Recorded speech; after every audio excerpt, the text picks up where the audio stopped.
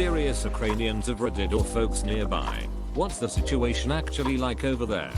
I live in Ukraine, not far from Russia border. Some people are scared and some of my friends moved abroad. But most people just got used to scary news and don't give a shit. I hope nothing happens. If you're near the border, were you caught up in the fighting when Russian separatists Donetsk? No, I'm not that close. Like 200 km from war. Well, stay safe, buddy. I'm from Ukraine. I'm not watching TV or reading news, but there is a lot of all sorts of news in my Telegram channels. Actually, all things are same. No panic or something here in Kiev, but this information pressure already ducked up everyone. Some of my friends have their alarm backpacks or plan B for that day. I'm tired of living with this pressure and fear for tomorrow, and tired of reading comments about how bad Ukrainians are from every Russian news channel. I'm 27, and I just want to have a quiet life and a future in my country. I'm from Russia, and I was also fed up with this tension with some kind of fictitious warrior. But politics thinks differently, as we see. I also come across aggression from Ukrainians in Telegram. There was a case when a Ukrainian called on Telegram and began to grieve me. He said that he urinated on the graves of our grandfathers, said that he was a boxer and would lay me down, offered to send me a video where his alleged friend cut off the head of a Russian. It just horrified me what politics has done to two nations. A lot of this stuff comes from Moscow though. FSB sponsors people to do this in their free time and pretend they are Ukrainian. I wish I was joking. Also, there is aggression to Ukrainians everywhere. Look in VK. I guarantee you will find Haha Pigs Hobbles have a meme in under 5 minutes. This comment is edited now for reasons. That's a really interesting point about propaganda build-up. That's how I knew we were really going into Iraq over the WMD thing. The news started having the countdown to invasion date like it was regular nightly news. Manufacturing consent is the name of the game. So, just for those that don't know, I feel the need to mention where this phrase is more notably used. Not that I don't love a little so Noam Chomsky and Edward Herman, who wrote Manufacturing Consent, the Political Economy of the Mass Media. It is a fantastic and frightening book about exactly what's being discussed above and below the phrase itself. Manufacturing Consent comes from Walter Lippmann in Public Opinion 1922. Wake up. Wake up. Thanks. Romanian here. We joke about it, but most of us don't think anything serious will happen. You live in a beautiful country. The square in Timisoara is actually my favorite spot on earth, and I'm from Texas. Haha. Definitely can't wait to visit Romania again. Haha, the beautiful definitely depends where you are. Lived in Romania half my life. In the city I was in, it's just endless crumbling communist blocks outside a 2-kilometer radius from the town square. Really pretty town square. But after that it's grim. Great nature though. You're never more than a half-hour drive from lush forest, that is, if you don't mind the bears. I definitely would mind the bears. Living in Poland, not so far from SW. In the past few days air traffic in the area went from low moderate to holy shit. That's crowded. Dozens of C-17s and passenger charters landing and taking off one after another. I'm guessing that's how you build a military base in 5-6 days. Hell is flying over my home yesterday evening. Reckon aircrafts from UK, US and today Lithuania flying along the border every day. When I'm looking at ads B sites from time to time, there are military reckon, cargo and VIP seen Macron and Duda the other day flights going across Europe. I've never seen anything like that in my entire life.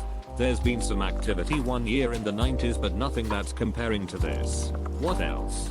Not certain if it's 100% true, but I heard something about our military increasing the number of people from the reserve force that they're calling full training. However, one thing seems to be confirmed. We have this weird law from the 60s that allows them to temporarily confiscate your vehicle, car, bike, truck, tractor, you name it, to increase their defensive capability, as it says. And recently there are news about people who had to comply. Also, we still have thousands of border guards, troops and police at Polish-Belarusian border.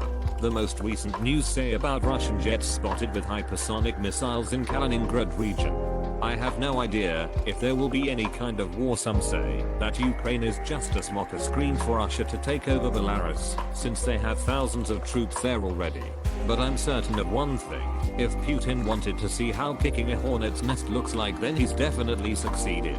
Thank you for sharing about the troop movements on the West. I am annoyed that I had to scroll down this far to find someone in Poland or Western Ukraine when all of the upvoted comments above are about Russian perspectives on Russian news. I have a buddy in Kiev, and she says it's 50-50 between folks being scared and folks assuming nothing will come of it in the event an invasion does happen. Most seem to be on the side of "duck that noise, we live here, go away." It's also possible to be both simultaneously. Say if you believe 80% chance that nothing will happen, but 20% of some major shit is still worth freaking out. I live in Russia, very close to the Ukrainian border. I'm really worried and puzzled about the situation. It's been weirdly quiet in the media recently. Makes me wonder whether Russian media is being silenced by the government, or Western media is exaggerating the conflict for shock value, despite not really trusting the government. I actually think the latter option is more plausible. The Crimean confrontation in 2014 was very widely documented and reported on. It was basically the only thing on the news. So why wouldn't they do the same in 2022? Sorry for any grammar mistakes. I'm still not perfectly fluent in English. Your English is exceptional. Better than many native speakers, I dare say. Wow. Thank you. That's a great thing to know. Well, the native speakers of Reddit anyway. That's a hilariously low bar. Same as last 8 years or so. Most folks live as usual. Yet people are nervous, of course, if you ask them. A lot of people started to join territorial defense forces, both men and women. Going to first aid courses. Someone leaving the country until things cool down. Someone going to the firing range to get some basic shooting skills. Someone transferring money to volunteers so they can buy stuff which army units can use, and by this helping them. Personally, for me nothing changed since 2014 minus I know that the Russian army at the door gate. I know that Putin can do something stupid, and Russian people won't do shit to stop him. I know that missiles can start flying over my head any moment.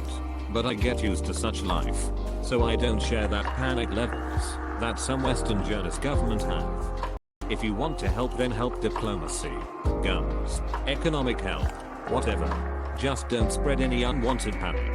Panic firstly damaging our barely alive economy, which may start rolling into deep, even if the full-scale invasion wouldn't happen. We should hope for the best, that diplomacy will work, but we should be prepared for the worst. Kiev, Ukraine. I'm Ukrainian.